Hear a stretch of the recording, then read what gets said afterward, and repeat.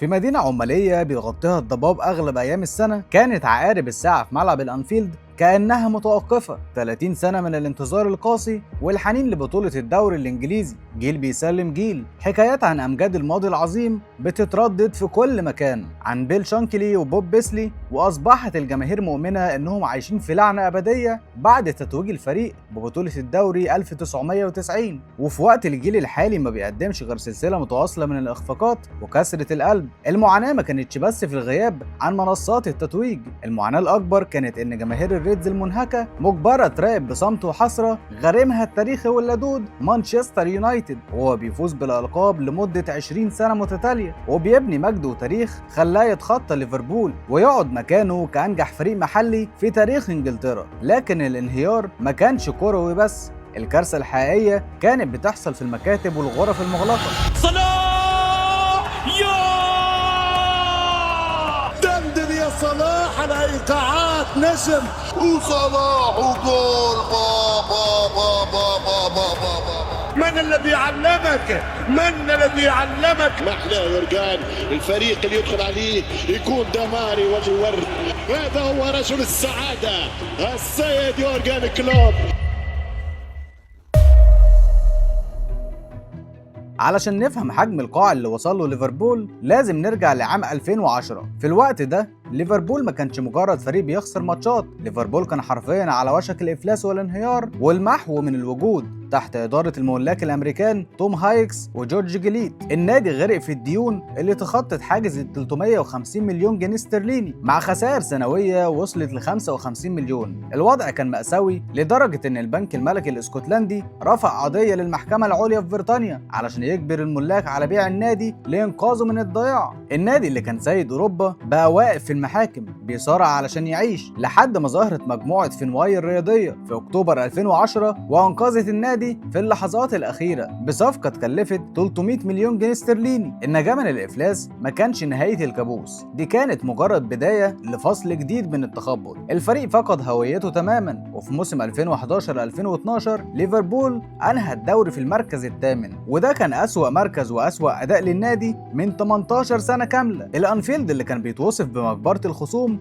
فقد هيبته، والبدايات المحبطة بقت هي السيناريو العادي اللي الجمهور متوقعه. وحتى لو القدر قرر يبتسم، الابتسامة دي كانت فخ قاسي جدا. في ابريل 2014 تحت قيادة المدرب بريندن رودجرز ليفربول عمل موسم اعجازي، وكان قاب قوسين او ادنى من ملامسة حلم الدوري اللي غايب من سنين. الانفيلد والمدينة كلها بتحضر الاحتفال، لكن في لحظة درامية بتعتبر من الاقصى في تاريخ كرة القدم انزلق القائد الاسطوري والابن البار للمدينة ستيفن جيرارد قدام تشيلسي بقيادة جوزيه مورينيو. المباراة انتهت بخسارة 2-0 وانزلق معاهم حلم الدوري وراح لمانشستر سيتي. الكسرة دي ما كانتش مجرد خسارة بطولة، دي دمرت الباقية من روح الفريق ودخلتهم في نفق مظلم جديد من اليأس التام. لحد ما جه يوم الجمعة 9 أكتوبر 2015، اليوم اللي تبددت فيه غيوم الميرسيسايد وانشق الضباب عن شعاع نور ألماني. بعد إقالة رودجرز، إدارة ليفربول قدمت للصحافة مدرب ألماني جديد جاي من السجن الأودونبارغ معقل بروسيا دورتموند للأنفيلد معقل ليفربول، وهو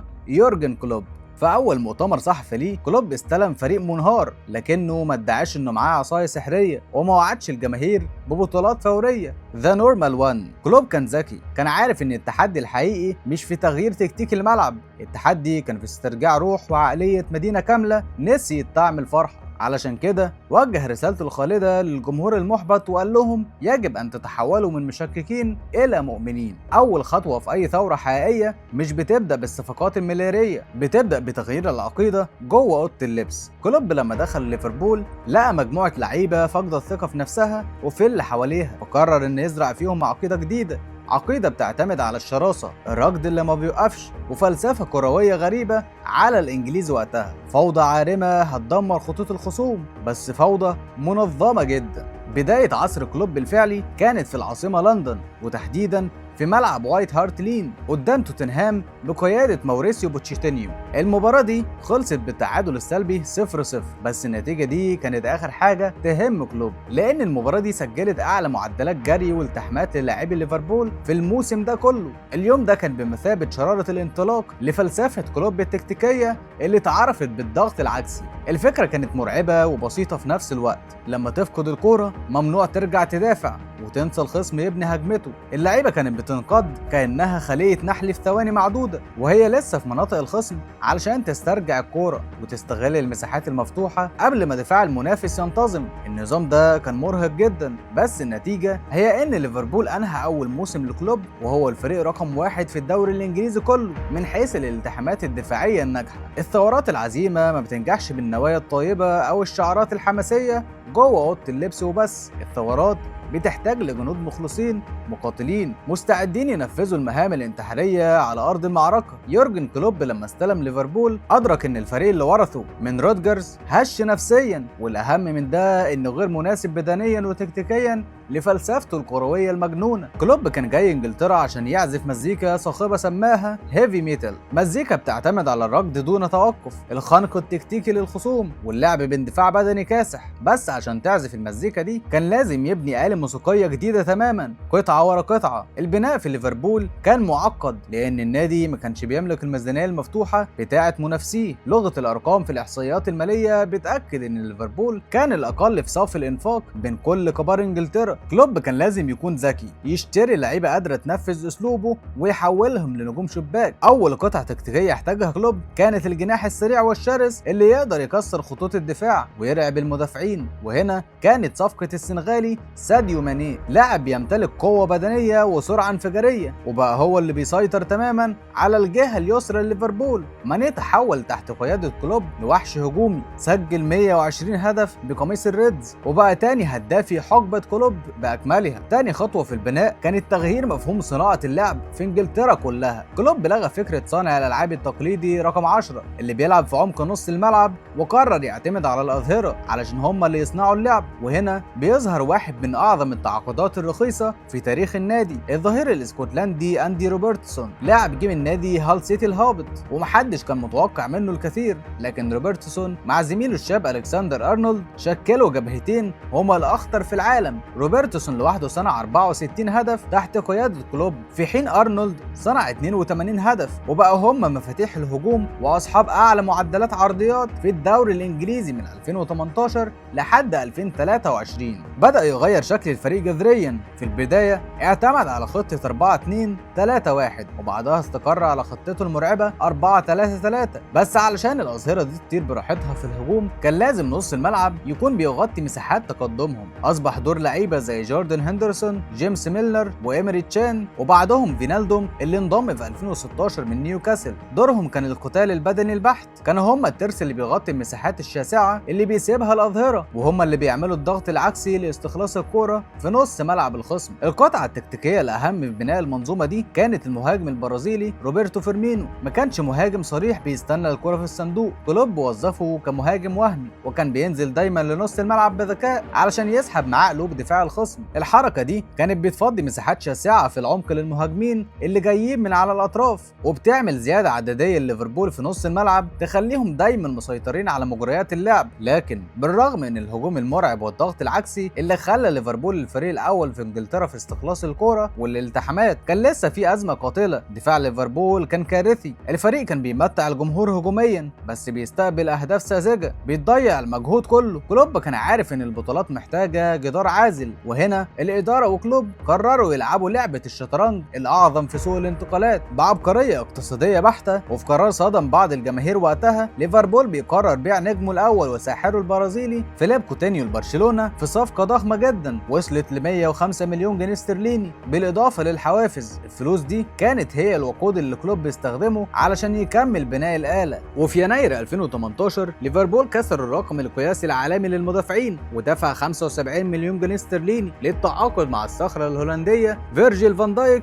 من ساوثهامبتون. وأوركسترا الميتال كانت بتعزف مزيكا صاخبة في الملعب بتبني هجمات مرعبة وتضغط الخصوم لحد ما يخنقوهم، بس كان ناقصها عازف رئيسي قاتل هجومي بيعرف ينهي الصخب ده جوه الشباك، وده يخلينا نرجع ليوم انزلاق جيرارد المأساوي في 2014 قدام تشيلسي اللي اتكلمنا عنه في البداية. في نفس اليوم ده كان في لاعب شاب ضمن صفوف تشيلسي بيراقب مأساة الأنفيلد بصمت وبدون تأثر كبير، وما خدش الفرصة الكافية لإثبات نفسه في لندن. ما شاركش مع تشيلسي غير في 19 مباراة في كل البطولات، وسجل هدفين بس، وساب انجلترا وهو شايل حمل وتشكيك كبير اللي وصل له من مدربه في تشيلسي جوزيه مورينيو. الأقدار كانت بتجهز صلاح في إيطاليا مع فورنتينا وروما علشان يرجع في صيف 2017 ويدفع فيه ليفربول 34 مليون جنيه استرليني، وده كان نجاح لإدارة ليفربول في المحاولة الثانية لضم النجم المصري بعد المحاولة الأولى في 2014. الصفقة دي وقتها شافها البعض مجازفة، لكنها تحولت لأعظم سرقة كروية في تاريخ الدوري الإنجليزي الحديث، علشان قدام واتفورد في الجولة الأولى من الدوري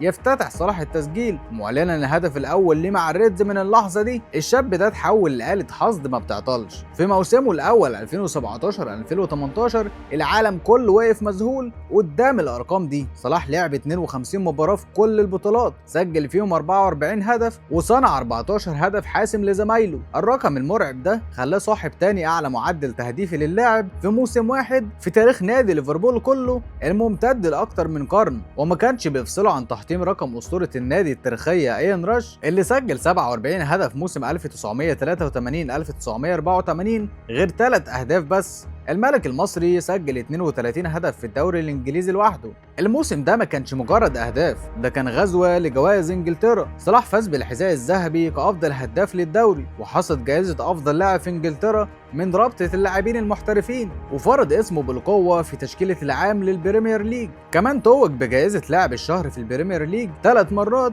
في موسم واحد، نوفمبر 2017 وفبراير ومارس 2018. وفي 10 شهور بس اللاعب اللي رجع انجلترا وعليه علامات استفهام انهى موسمه الاول وهو ملك متوج. الفرعون المصري اللي حط البريمير ليج كله تحت رجله من اول جوله، وبعت رساله لاوروبا كلها ان ليفربول لا اخيرا السلاح اللي هيسترد بيه العرش. المكنه الهجوميه اللي قادها صلاح وماني وفيرمينيو ما بقتش بترحم حد لا جوه انجلترا ولا براها. ليفربول في الموسم ده تحول لاعصار باجتاح اوروبا، وليالي الانفيلد الاوروبيه استردت هيبتها المرعبه من تاني. الفريق كان بيدخل الماتشات وكانه في مهمه انتقام كروي سواء محليا او اوروبيا. الريدز بقى كابوس لاي دفاع، ولان طريق الابطال دايما مفروش بالصدمات، ففي سبتمبر 2017 ليفربول بياخد دش ساقع وبيتعرض لصفعه قاسيه جدا وصادمه قدام مانشستر سيتي بقياده جوارديولا، وبيخسر بنتيجه كارثيه 5-0. الهزيمه الثقيله دي كانت جرس انذار مرعب، لكن بدل ما الفريق ينهار كلوب استخدم الخساره دي علشان يشحن طاقه الغضب جوه اللعيبه ويحولهم لكابوس هيمشي يدهس اوروبا كلها. بمجرد ما بدات ليالي دوري الابطال الاوركسترا الهجوميه لليفربول قررت تعزف الحان الموت للخصوم. ففي اكتوبر 2017 ليفربول بيسافر سلوفينيا، وفي ليله قاسيه بيسحق نادي ماريبو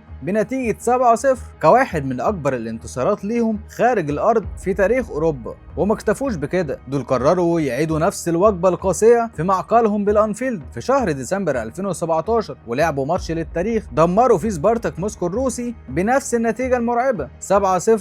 الريدز بقوا ياكلوا الاخضر واليابس. اما محليا فكان لازم صلاح يسيب امضائه الشخصي مع كل مباراه، وفي اهم ماتش بالنسبه لسكان المدينه ديربي الميرسيسايد قدام الغريم التقليدي ايفرتون في ديسمبر 2017، وفي وسط اجواء الانفيلد المشحونه صلاح بيستلم كوره بيتلاعب بدفاع ايفرتون جوه منطقه الجزاء وبيركن كوره في المقص. الهدف ده ما كانش مجرد هدف في ديربي، ده كان تحفه فنيه توجت صلاح بجائزه بوشكاش من الفيفا لاجمل هدف في العام لسنه 2018. قطار ليفربول فضل يدهس الخصوم محليا واوروبيا، وسجلوا في الموسم ده رقم هجومي مخيف ب 135 هدف في كل البطولات، لحد ما وصل للمحطه الاخيره في حلم معانقه المجد الاوروبي في العاصمه الاوكرانيه كييف في مايو 2018. الخصم كان سيد اوروبا وملكها المتوج ريال مدريد. الجماهير الانجليزيه زحفت لكييف وهي متعطشه مآمنه ان الثالوث المرعب بتاعها قادر يكسر كبرياء مدريد ويعيد الكاس لمدينه ليفربول بعد غياب من 2005 وجنون نهائي اسطنبول الشهير.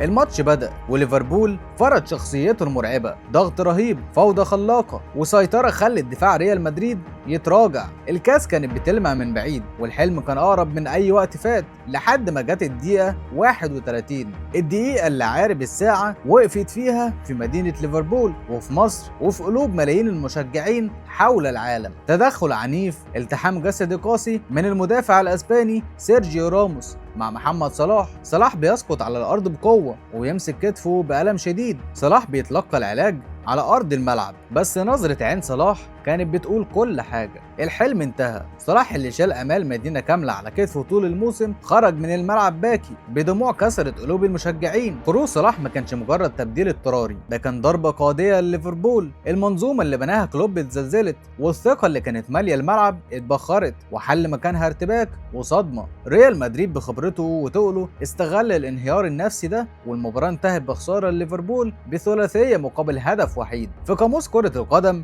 الهزائم القاسية في النهائيات الكبرى تضع الفريق على حافة الانهيار. ليلة كيف الحزينة في مايو 2018 وخروج الملك المصري باكيا بعد إصابته ما كانتش مجرد خسارة عادية، دي كانت كابوس ممكن ينهي أي مشروع كروي ويدخل اللعيبة في دوامة من الشك ما يخرجوش منها. أوروبا كلها اعتقدت إن حكاية ليفربول الجميلة انتهت هنا، لكن يورجن كلوب كان له رأي تاني خالص. كلوب أدرك إن الدرس الأهم اللي لازم يتعلمه وهو وفريقه إن الاستسلام ملهوش أي وجود في قاموس ليفربول. وبعدها بكام شهر وتحديدا في صيف 2018 كلوب استكمل بناء الفريق اللي هيسيطر بيه على أوروبا. النادي دفع 67 مليون جنيه استرليني للتعاقد مع الحارس البرازيلي أليسون بيكر من روما بعد عدم جدارة كاريوس في حراسة المرمى والأخطاء الساذجة، والتعاقد مع فابينيو من موناكو علشان يكون لاعب الوسط المحوري في منظومة كلوب، وعودة المهاجم الدولي البلجيكي ديفوك أوريجي من الإعارة. ليفربول دخل موسم 2018-2019 في أشرس وأعنف سباق على لقب الدوري الإنجليزي في التاريخ الحديث قدام مانشستر سيتي بقيادة بيب جوارديولا. الماراثون ده كان مرعب ومجنون لما صلاح في الموسم ده كان هو المصل المسموم اللي بيمزق خصوم انجلترا، وقدر في الموسم ده يثبت ان موسمه الخرافي الاول ما كانش صدفة، وتوج للمرة الثانية على التوالي بالحذاء الذهبي كأفضل هداف في انجلترا. والنادي قدم مسيرة خيالية ووصل ل 97 نقطة، أعلى رقم لأي وصيف في التاريخ، لكن القدر كان قاسي جدا. ليفربول خسر اللقب في الجولة الأخيرة بفارق نقطة واحدة لصالح السيتي، فريق بيقدم كل المجهود الخرافي ده وما بياخدش الدوري. دي كانت صدمة تانية تكسر ضلوع أي فريق في العالم. وسط الماراثون المحلي القاتل ده، ليفربول كان بيصطدم في نص نهائي دوري الأبطال بالعملاق الكتالوني برشلونة. في مباراة الذهاب في الكامب نو، ليفربول قدم أداء عظيم، لكن كرة القدم أحيانا بتكون ظالمة. ليفربول بيخسر بثلاثية نظيفة قدام سحر ميسي. النتيجة دي كانت أشبه بحكم إعدام. الجماهير حست إن لعنة كيف بتطارد الفريق تاني، وإن الموسم هيخرجوا منه 0 بطولات بعد خسارة الدوري ودوري الأبطال. في تاريخ كرة القدم دايما في ليالي بتتحفر في الذاكرة كأنها أساطير بتتحكي للأحفاد. ليلة الثلاثاء 7 مايو 2019 ما كانتش مجرد ليلة كروية، دي كانت ملحمة صمود بطلها فرقة رفضت تستسلم للمنطق. علشان نفهم حجم الإعجاز لازم نعيش الحالة. ليفربول راجع من أسبانيا مهزوم 3-0 قدام برشلونة بقيادة ميسي. مهمة العودة في الأنفيلد كانت شبه مستحيلة، لأنك مش بس محتاج تسجل 4 أهداف، الكارثة إنك هتعمل ده من غير أهم أسلحتك الهجومية اللي ضربتها الإصابات. مفيش محمد صلاح ومفيش روبرتو فيرمينيو. الأوركسترا الهجومية كانت مكسورة الجناح. المهمة مستحيلة، لكن لأنكم أنتم من ستلعبون فلدينا فرصة. دي كانت مقولة كلوب للعيبة قبل ما ينزلوا أرض الملعب. بمجرد ما الحكم أطلق الصفارة، الأنفيلد اتحول لجحيم. ليفربول ما كانش بيلعب كرة قدم عادية، ليفربول كان بيشن غارات حربية شاملة. لعيبة برشلونة اتفاجئوا بطوفان أحمر بياكل الأخضر واليابس، ضغط عكسي مجنون بيخنق أي محاولة لبرشلونة إنه يتنفس، التحامات بدنية شرسة، وجمهور بيزقر مع كل تمريرة كأنه اللاعب رقم 12 في الملعب. أوريجي بيسجل الهدف الأول والأنفيلد بيشتعل، فينالدوم بينزل كبديل وبيسجل الثاني والثالث في غضون دقيقتين. فريق برشلونة المرعب المليان بأساطير اللعبة انهار نفسيا، ووقف مذهول ومش قادر يستوعب الفوضى الخلاقة اللي بتحصل حواليه. النتيجة 3-0. المباراة رايحة للأشواط الإضافية واللعيبة استنفدت كل طاقتها البدنية، وهنا في الدقيقة 79 بتتجسد واحدة من أعظم اللحظات الأيقونية في تاريخ دوري أبطال أوروبا. لحظة هتفضل حبة في الأذهان كأنها لسه حاصلة امبارح. ركلة ركنية لليفربول، دفاع برشلونة مشغول بتنظيم صفوفه وتوجيه بعضه، لكن في لاعب واحد بس في الملعب كله كان عقله شغال بسرعة البرق. الظهير الشاب وابن المدينة ترينت ألكسندر أرنولد. ترينت ظبط الكرة عند الراية الركنية وساب الكرة ومشي، وفي جزء من الثانية لمح أوريجي واقف لوحده جوه منطقة الجزاء بدون رقابة. بدون تفكير وبدهاء كروي مكار، ترينت بيلف وبيلعب الكرة بسرعة خرافية. أوريجي بيستلم وبيسدد في الشباك قبل ما أي مدافع كتالوني يرمش بعينه. الأنفيلد بينفجر وكأنه زلزال ضرب مدينة ليفربول. 4-0، المستحيل يتحقق. الحكم بيصفر النهاية، اللعيبة بتقع على الأرض من البكاء والتعب، وكلوب بيجري في الملعب كله كأنه طفل صغير. محمد صلاح اللي كان قاعد في المدرجات لابس تيشيرت مكتوب عليه لا تستسلم أبدا، نيفر جيف اب، نزل الملعب يحتفل مع زمايله اللي قتلوا علشان يوصلوه لنهائي مدريد ويدوه فرصة الانتقام والثأر لدموع كيف. في الليلة دي كلوب واقف قدام الكاميرات مذهول ومش لاقي تفسير منطقي للي حصل، وقال جملته المخلدة: أنا لا أعرف كيف فعل الأولاد ذلك، هؤلاء الأولاد وحوش في العقلية، إنه أمر لا يصدق. الليلة دي ما كانتش مجرد فوز في مباراة إقصائية، الليلة دي كانت شهادة ميلاد رسمية لوحوش العقلية، وإثبات للعالم كله إنك لو بتبحث في ويكيبيديا أو جوجل عن كلمة ليالي أوروبية، فالإجابة الوحيدة اللي هتظهر لك لازم تكون في الأنفيلد. الوحوش دول ما بقوش يخافوا من حاجة، وصلوا النهائي مدريد في 1 يونيو 2019 لمواجهة توتنهام. المرة دي السيناريو اتكتب بحروف من نور علشان يعوضهم عن كل الوجع. محمد صلاح اللي دموعه نزلت في كيف بيقف بكل ثبات في الدقايق الأولى من النهائي وبيسدد ركلة جزاء بتسكن الشباك علشان يعلن بداية الأفراح. ليفربول بيفوز 2-0 ورفع الكاس السادسة لدوري الأبطال. يورجن كلوب اللي عانى من خسارة 6 نهائيات سابقة في مسيرته أعلن أخيرا عن شعوره بالارتياح العظيم لأن جاب الذهب لأهل المدينة. رغم أن أوروبا كلها خضعت تحت رجلين ليفربول، كان في شبح واحد بس لسه بيطارد أهل المدينة بقاله 30 سنة، الدوري الإنجليزي الغايب. كبرياء ليفربول ما كانش هيكتمل إلا لما يستردوا عرش إنجلترا. ومع بداية موسم 2019-2020 ليفربول ما دخلش الموسم عشان ينافس، دخل وعينه على الدوري ولا بديل عنه. الفريق عمل سلسلة خرافية من 44 مباراة بدون هزيمة و18 انتصار متتالي في الدوري، وكانوا بيحولوا أي تأخر لانتصارات في الدقايق الأخيرة المجنونة، وأصبح عنوان الصحف الإنجليزية ليفربول يهزم الجميع. لكن القدر دايما بيحب يختبر ليفربول في قمة توهجهم. العالم كله بيقف وكرة القدم بتتعطل بسبب جائحة كورونا. الموسم كان مهدد بالإلغاء، الخوف من إن حلم 30 سنة يضيع بسبب فيروس ما كانش مجرد قلق رياضي، ده كان رعب كابوسي بيطارد كل مشجع لليفربول في العالم. ولما رجعت الكورة العمالقة أثبتوا إن مفيش قوة في الأرض هتقف قدامهم. ليفربول يتوج أخيرا بلقب الدوري الإنجليزي الممتاز بأسرع تتويج في التاريخ قبل 7 جولات من النهاية، وجمعوا 99 نقطة وأنهوا عقود من الحسرة والألم والانتظار القاسي في موسم استثنائي. علشان يورجن كلوب ساعتها يقول ضعوا علامة النجمة بجوار هذا اللقب إن شئتم. نعم افعلوها، لأنه الموسم الأصعب في التاريخ. أما صلاح في موسم التتويج بالدوري قدر يسجل 19 هدف و10 اسيست، وده كان يعتبر من المواسم الأقل في مسيرته الكاملة مع ليفربول. لكن في الحقيقة الأرقام دي حلم لأي مهاجم تاني في أوروبا. صلاح في الموسمين دول أثبت إنه مش مجرد جناح سريع، ده لاعب بيمتلك النزعة الأنانية الشرسة وصانع ألعاب عبقري بيحط فريقه دايما على منصات التتويج. بفضل أهداف الملك المصري وعقلية كلوب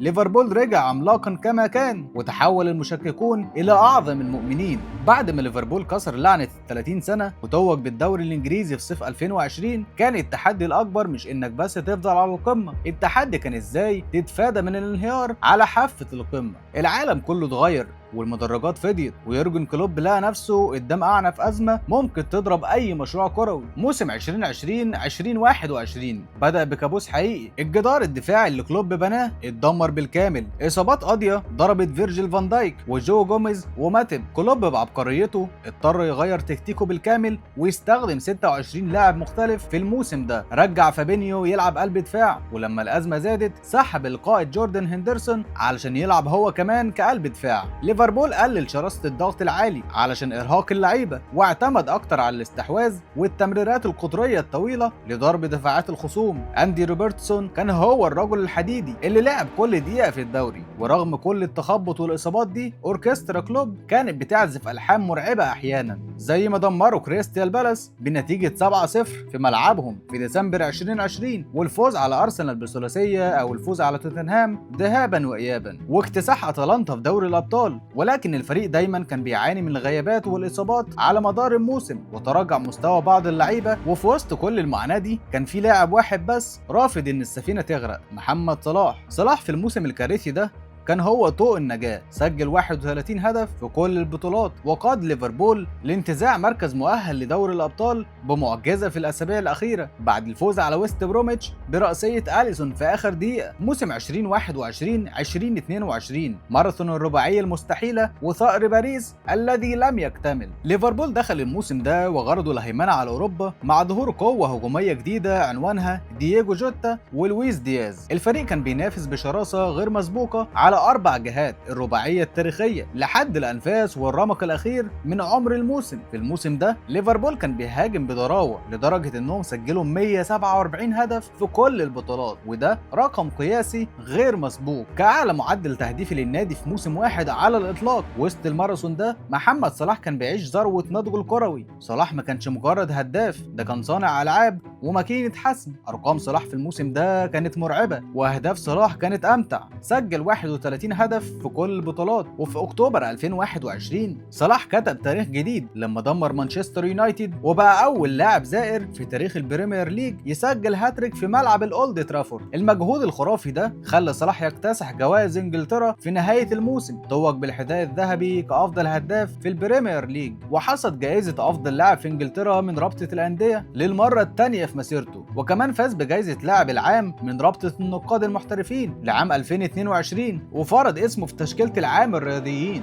محليا صلاح زحف لملعب ويمبلي العريق مرتين علشان يلعب نهائيين كؤوس قدام نفس الخصم العنيد والمزعج تشيلسي، نهائي كاس الرابطة وبعدها نهائي كاس الاتحاد الانجليزي. الماتشين كانوا عبارة عن حرب اعصاب واستنزاف بدني خرافي، وانتهوا الاتنين بالتعادل السلبي، بس ليفربول اثبت ان اعصابه انفلاذ وتوج بالبطولتين بعد ماراثون ضربات جزاء حبس انفاس انجلترا كلها. اما في الدوري الانجليزي ليفربول قاتل بشراسة وتخطى حاجز ال90 نقطة للمرة الثانية تحت قيادة كلوب، لكن المطاردة اليائسة دي انتهت بحسرة تانية وخسروا اللقب في النهاية لصالح مانشستر سيتي. لكن الضرب الأقصى والوجع الأكبر اللي كسر قلوب الجماهير وصلاح تحديدا كان لسه مستنيهم في المحطة الأخيرة. في أواخر مايو 2022 قطار ليفربول اللي داس على كل خصومه طول الموسم وصل للمحطة الأخيرة، باريس، ملعب استاد دو فرانس، المشهد الختامي في ماراثون الرباعية المستحيلة ونهائي دوري أبطال أوروبا قدام الشبح القديم ريال مدريد. الماتش ده ما كانش مجرد نهائي لتتويج موسم خرافي بالنسبة لليفربول وتحديدا محمد صلاح. الماتش ده كان طار بايت. صلاح كان بيبحث عن الانتقام لليلة كيف 2018، الليلة القاسية اللي اتكسر فيها حلمه وخرج باكي ومصاب بخلع في الكتف بعد تدخل سيرجيو راموس. صلاح حتى قبل الماتش كان صريح قدام العالم كله، كان عايز ريال مدريد عشان يخلص الحكاية اللي بدأت من 4 سنين. الأجواء قبل انطلاق المباراة كانت بتنذر بليلة صعبة، فوضى تنظيمية مرعبة بره الملعب، أمن بيتعامل بقسوة مع جماهير ليفربول، وتأجيل لضربة البداية لمدة 36 دقيقة كاملة. كل ده كان كفيل يشتت أي فريق، لكن جوه الملعب وحوش العقلية كانوا في قمة الغضب والتركيز. الحكم الفرنسي كيليمان توريان أطلق الصافرة وليفربول بدأ يعزف سيمفونية الرعب. كتيبة كلوب حصرت ريال مدريد في نص ملعبهم، طوفان أحمر بيكتسح الملعب، لغة الأرقام بتعكس الجنون ده. ليفربول سدد 23 تسديدة طول الماتش مقابل 3 تسديدات لريال مدريد. ساديو ماني اخترق وسدد كرة صاروخية خبطت في القائم، لكن المشكلة الكبرى ما كانتش في دفاع ريال مدريد، المشكلة كانت في السد المنيع اللي واقف بين ال3 خشبات. الحارس تيبو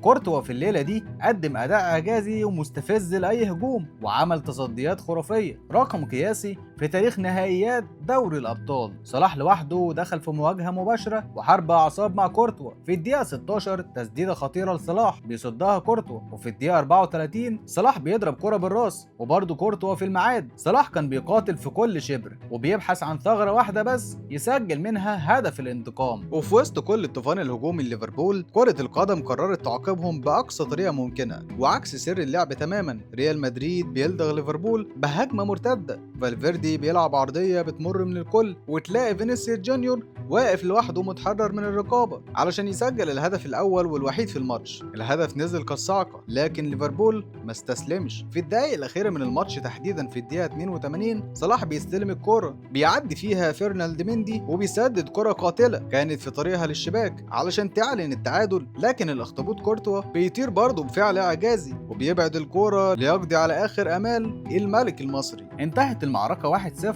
لريال مدريد. لعيبة ليفربول سقطت على عشب باريس من الانهاك والحسرة. صلاح وقف يبص للسما والدموع متجمدة في عينه. الانتقام مكملش وحلم اللقب الأوروبي السابع اتبخر، وكورتوا توج بلقب رجل المباراة، وليفربول دفع ثمن إرهاق 63 مباراة في موسم واحد. نهاية قاسية جدا لموسم ماراثوني، ضاع الدوري بفرق نقطة، وضاع دوري الأبطال بهدف واحد، واكتفوا ببطولتي الكؤوس المحلية. لكن ورغم الانكسار والوجع في باريس، الجماهير اللي وقفت في مدرجات استاد دو فرانس وغنت للاعبتها بعد الصفارة كانت عارفة ان الفريق ده محارب لحد القطرة الأخيرة. فريق سقط بشرف ليبقى في نظر مدينته أعظم جيل كروي مر على تاريخهم الحديث. بعد كل قمة بتوصلها بتبدأ رحلة الهبوط، أو بمعنى أصح فاتورة الإرهاق. بعد الماراثون المجنون في موسم 2021-2022 ليفربول دخل الموسم اللي بعده وهو بيعاني من متلازمة الإرهاق الشامل البدني والنفسي بعد ما لعب كل المباريات الممكنة في الموسم اللي قبله. الأوركسترا العظيمة اللي بناها يورجن كلوب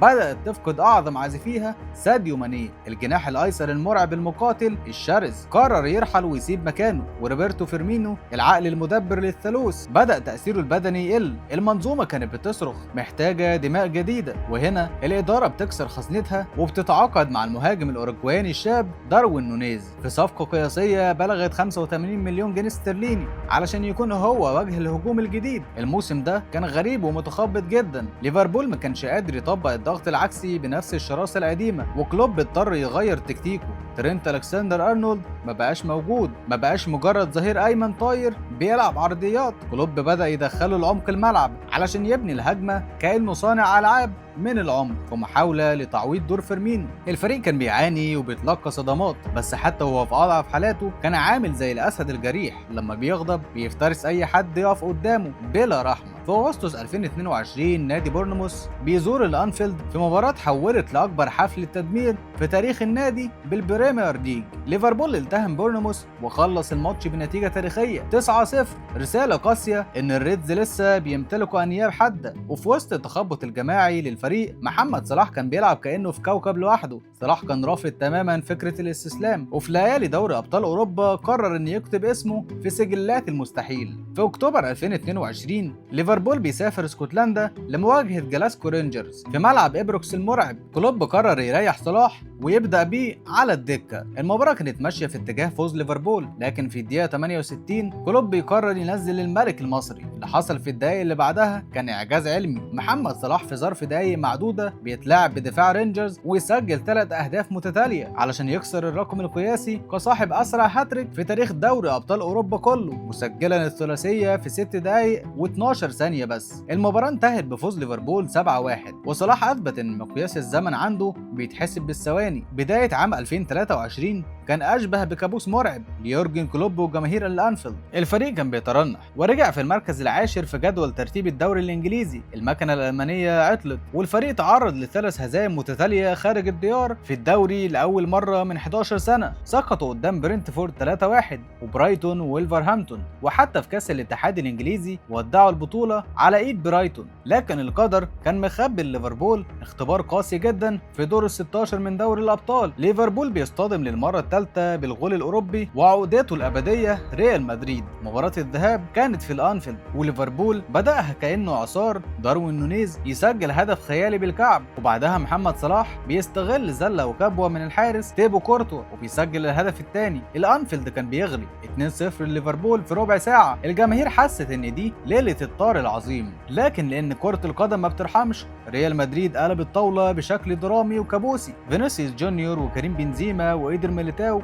دمروا دفاع ليفربول الهش، والمباراة انتهت بكارثة، خسارة ليفربول 5-2 على أرضه. وفي مباراة العودة في السانتياغو برنابيو بنزيما يسجل هدفه الثاني، وانتهت المباراة بخروج ليفربول 6-2 في المجموع. الخسارة دي كانت إعلان رسمي بأن الجيل الذهبي الأول للكلوب فقد قدرته على مقارعة سادة أوروبا. رغم الظلام ده إدارة ليفربول حاولت تنقذ الموقف بتعاقد شتوي وحيد مع الهولندي كودي جابكو، وبعد سلسلة الهزايم ليفربول بدأ يستعيد وعيه تدريجيا بانتصار معنوي مهم جدا على الجار اللدود ايفرتون في ديربي الميرسيسايد. الفوز ده كان الشرارة اللي بدأت سلسلة من 5 مباريات بدون هزيمة، سلسلة جهزت الفريق لليلة اللي هتكتب أعظم فصل في التاريخ. وصلنا لليوم الموعود، الغريم التاريخي والعدو الأزلي مانشستر يونايتد بيزور الأنفيلد. اليونايتد كان جاي وهو منتشي وفي أفضل حالاته أمام ليفربول المترنح في جدول الترتيب، وشايف إن دي اللحظة المناسبة لإعطاء رصاصة الرحمة لكتيبة كلوب. الحكم بيصفر البداية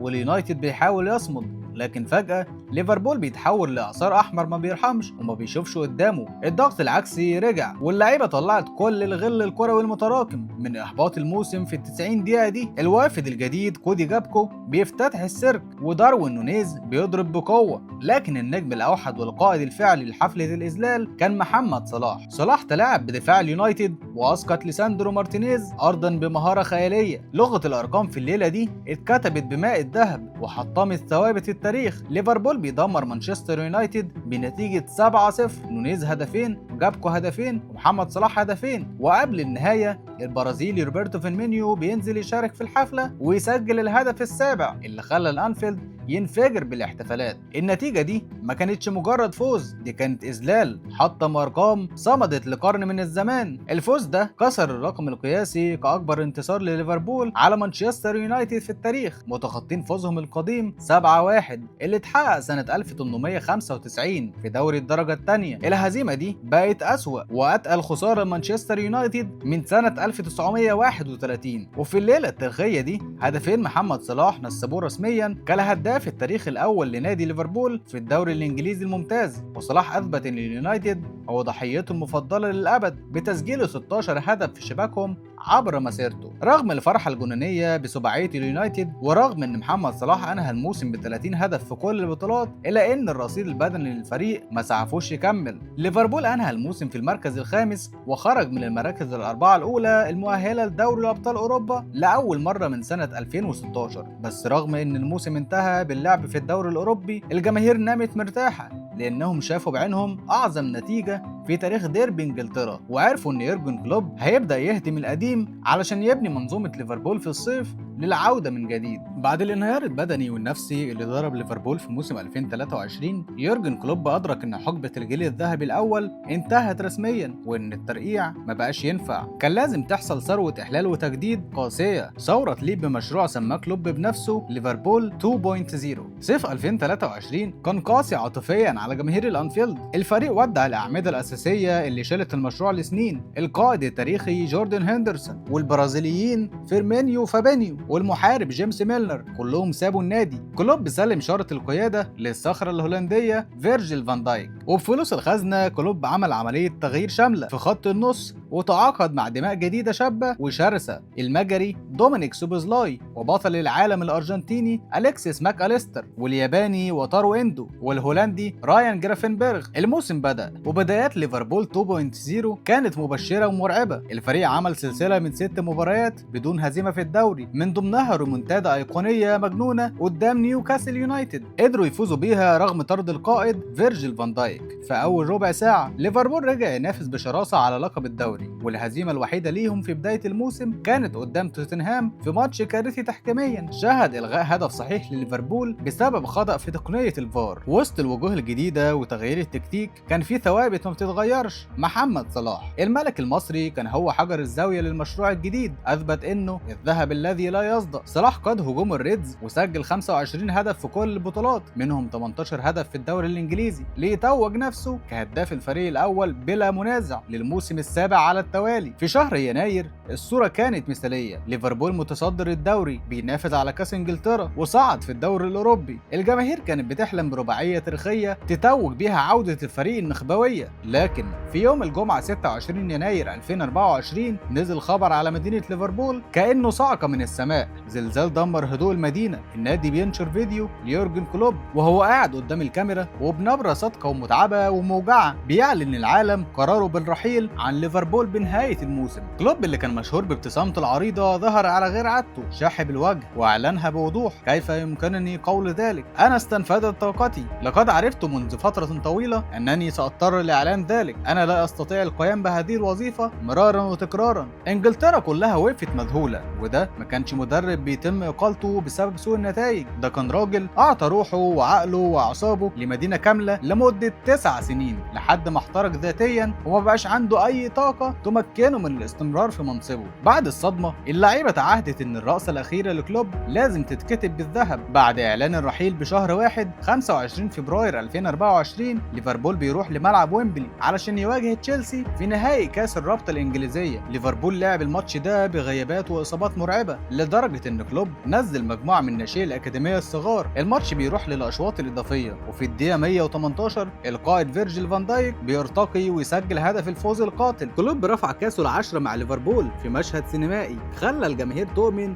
ان الرباعية ممكنة، لكن فاتورة الوداع كانت اتقل من توقعات المتشائمين. الضغط النفسي والبدني لسباق الوداع كسر الفريق. في ربع نهائي كاس الاتحاد الانجليزي ليفربول بيخرج بسيناريو قاسي جدا قدام مانشستر يونايتد بخسارة 4-3 في الاشواط الاضافية، وبعدها في ابريل بتيجي الضربة الاوروبية. اتلانتا الايطالي بيسحق ليفربول ب3-0 في قلب الانفيلد، ورغم فوز الريدز 1-0 في العودة بهدف من ركلة جزاء لصلاح، إلا إن الفريق ودع البطولة اللي كانت الجماهير بتحلم بيها. وحصلت سلسلة من تراجع المستوى وسوء الحظ أخرجت ليفربول من سباق الدوري في الأمتار الأخيرة ليكتفي الفريق بالمركز الثالث. يوم الأحد 19 مايو 2024 في مباراة ليفربول الأخيرة في الموسم على الأنفيلد قدام ويلفرهامبتون فاز بيها ليفربول 2-0. ما كانش عن النتيجة أو النقاط الأهم، دي كانت مراسم وداع لملك عظيم. بمجرد إطلاق صافرة النهاية المدرجات انفجرت، الجماهير في الملعب كله رفعت لافتة شكرا يورجن، دانكي يورجن، وبجوارها قلب بألوان علم ألمانيا. اللعيبة وقفوا في ممر شرفي،